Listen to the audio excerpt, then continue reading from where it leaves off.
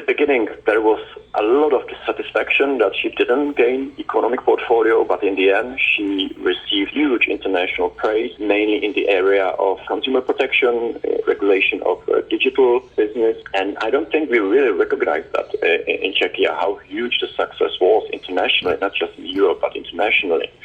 And what was part of that success was that she never played just the Czech note or the Czech card. She became really a European commissioner. She took the whole Europe into consideration. She tried always to find the right balance, and she brought the Czech perspective always to the table. That's obvious, but she never really played just the Czech game, let's say, in her role. So that was, I think, one of the main factors of success. Mr. Sikela would be able to do the same thing. I can't say, but given that he has a lot of international experience and he has also experience from the government, I suspect that his position in this respect is very good. And that was Deputy Director of the Europeum Institute, Viktor Daněk, speaking to my colleague Jakub Ferenčík. A mini Eiffel Tower made entirely out of recycled ocean waste has been erected near Lake Most in North Bohemia. The replica will be one of the centerpieces of the Olympic Festival, organised by the Czech Olympic Committee, which is taking place on the shores of the country's largest pit lake during the Games. Ruth Franková has this report.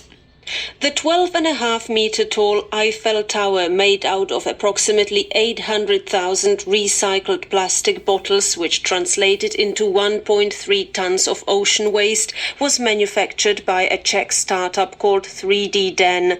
The replica of the famous Paris landmark consists of more than 1,500 separate pieces, which were manufactured and partially assembled at the company's workshop in Prague, before being brought to the festival site at Lake Most. To process the ocean plastic into a 3D printer filament, experts from 3D Den had to come up with some special technology, explains the company's CEO Jan Hřebabecký. My mu říkáme opět a je to vlastně plast vylovený z oceánu. We call it opet, and it's plastic fished out of the ocean. You can't tell at first glance or by touch that this is recycled plastic from seawater. The difference only becomes apparent during the printing process. The material requires very specific conditions for flow, temperature and cooling, but I won't tell you any details because that's our production secret. Co je obchodní tajemství, bych nerad teďka nutně prozrazoval. The company has been working on the model of Eiffel Tower since mid-February. Jan Přindiš, a developer at 3D Den, says it took them about 6 months to learn how to work with the material, which is significantly softer than regular plastic, but also more difficult to process. The different shades of grey on the final product have been achieved by cooling, he says.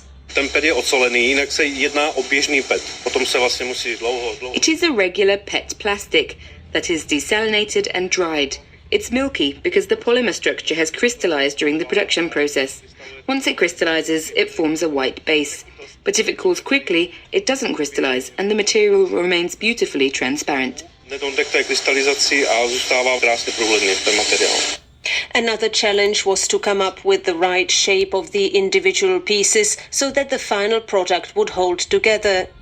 The 3D Den startup normally uses ocean waste to make interior decorations, wall tiles and sports medals and trophies.